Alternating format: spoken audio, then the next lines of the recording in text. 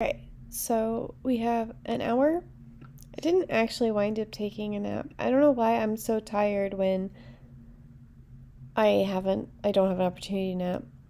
As soon as I go to nap, not tired. But I did go to that Twitter space.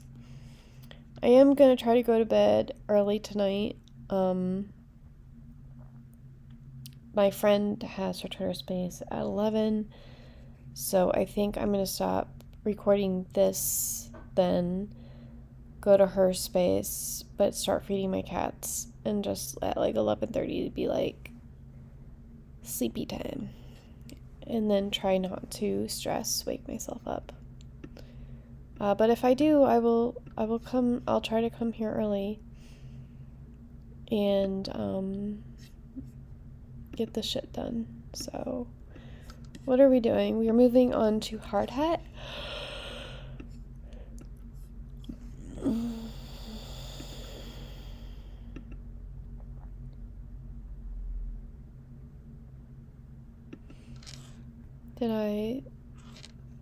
Why does this no longer have? And for this section, before we get started, actually moving over to Hardhead and moving over to JavaScript and understanding why we need to do that, let's understand a little bit about getting help and running into problems. So let's say we have our fund me contract here that we just worked on, and we run into an error. Let's say, for example, we forgot the payable keyword, right? And we go ahead and compile this. Compile fundme.sol. And we scroll down and we see, obviously, we have two errors here, right? We're getting some errors. And we scroll down and we see type error, message.value, and call value can only be used in payable public functions. Make the function payable or use an internal function to avoid this error. And then it goes ahead and gives a line that's erroring. Now, this error is pretty clear. This error code is pretty clear. It's saying, hey, make the function payable or use an internal function to avoid this error, right? It should be pretty easy to add payable and then recompile and be good to go. And this is actually a good example of what to do when you run into errors. When you run into errors, the first thing you want to do is you want to try to figure out exactly what's going on yourself based off of what the error says. This one's pretty straightforward, but some of them can be a little bit more obscure. Step one, when trying to get unblocked, trying to tinker and figure out errors yourself, right? Because maybe you go, okay, I'll make this payable, right? And you go to save, and then it gives a different error. It's saying, hey, payable doesn't go here. You resave, you recompile, it goes, hey, we're still missing that payable thing.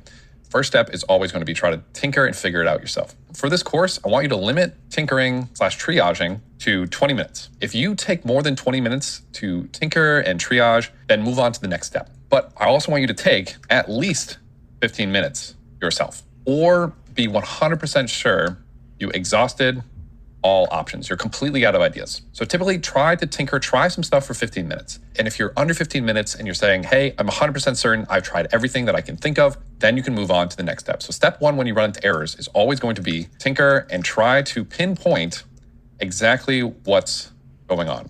Try to pinpoint exactly what's going wrong. Step two, let's say you tinkered and you tried payable all over the place and you couldn't figure out what this error was and how to debug this error. Step two is always going to be Google the exact error and see if you can learn from that. So we'll zoom out a little bit. I'll roll my mouse over this.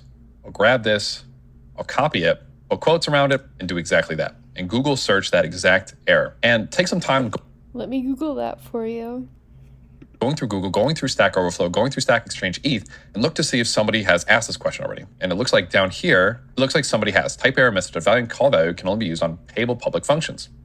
And if we scroll down, we see that somebody ran into exactly this, and they went ahead and solved it. They go, I realized my mistake. I needed to add the payable keyword to my own implementation. And they go ahead, in this question, they've added the payable.